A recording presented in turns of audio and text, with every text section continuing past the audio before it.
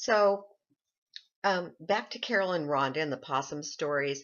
I want you to know that this is a completely fabricated story, and Carol and Rhonda are fictitious characters that I made up. I just want to make that clear.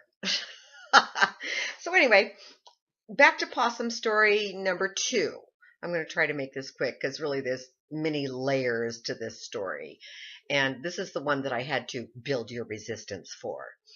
And and I know that I say a lot, but I guess in this larger scheme of things, I don't care. So, if you want to hear the story, you're probably going to hear but a lot. So there was this girl, and we were really young too. So give us a break for immaturity and being hellions. Um, Wild child. We were wild children. And but my friend Carol didn't like this girl named Chrissy and wanted to do something mean to her. Okay, I was all for that. I'm game. And so,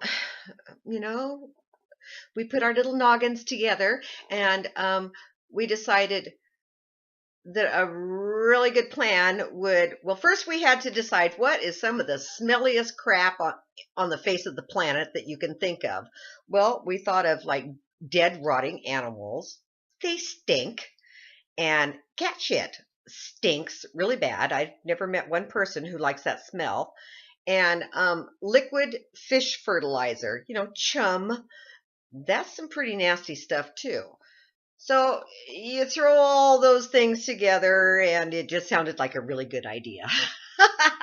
So now, how were we going to get this stuff and what were we going to do? Well, it was the summertime. We both had cats. And so we would both collect our cat poop and put it in a coffee can and add fish fertilizer and put the lid on and then let it ferment and chum and just gel in the hot summer sun out on the patio for, oh, I don't know, weeks, probably a month, maybe all summer. But it was some good stuff, let me tell you. And anyway, so now we're going to get to the possum. So we had this chum mixture that we were awfully proud of. Oh. And anyway, so now where are we going to get some dead animals?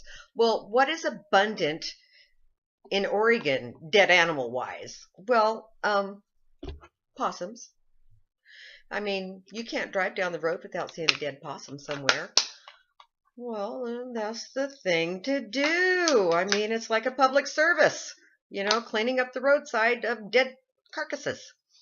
So we had it all planned out. We were going to make a day of it. It was like a date almost. And I mean, we packed lunch to take in the car with us.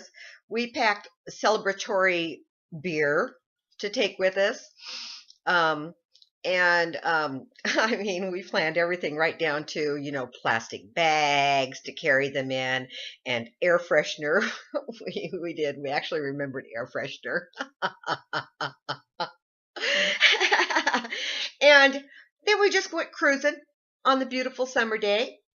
And oh, by gosh, we found some possums, some dead possums. And we were kind of picky about it.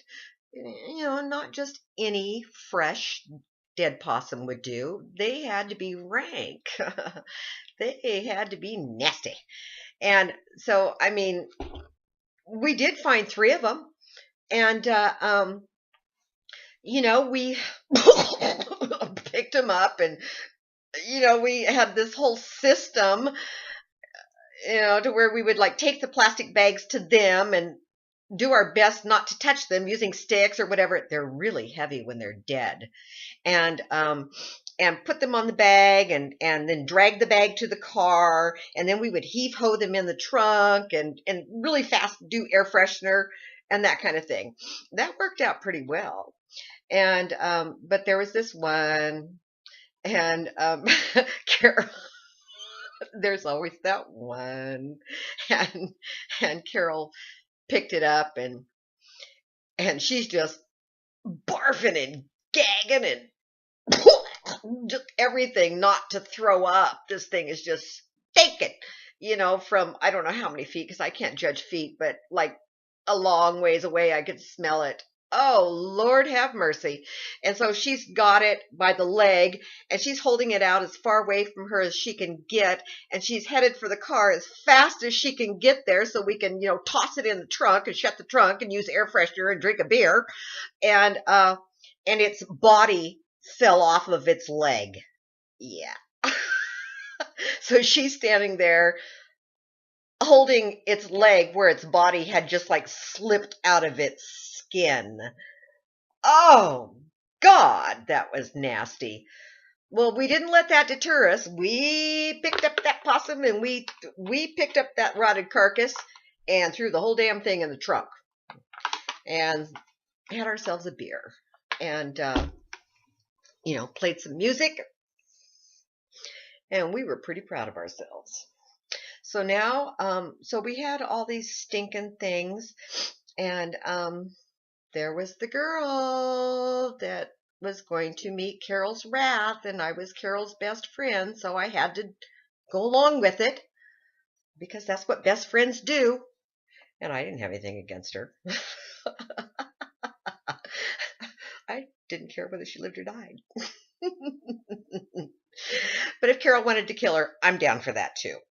And so somehow or another, the chum, the liquid fish fertilizer and the cat shit that had been fermenting in the coffee can in the hot sun all summer, got poured all over these rotting, stinking, foul, fetid possums and ended up on the girl's doorstep. I don't know how that happened. But anyway, it was probably a couple of weeks later. I got a lecture. Somehow the police ended up giving me a lecture about it. And I would have been more than happy to help them, but I just didn't have a clue what they were talking about. Why are you talking to me about dead possums? I don't, And so then I told Carol about the police, and well, then we had to decide to do something else mean to get back at her. And so actually, well, of course, I'm the bystander because that's where I am at in the friendship hierarchy, is the hellion friend, and then I'm like the sidekick because I don't want to get in trouble. I want all the fun, but I don't want to get in trouble. But I'll stick with you, Oh yeah, I'm a very loyal girl, and that's another story to where Carol tried to run over the girl's boyfriend and break his knees. These girls are just pure evil. Who does stuff like that?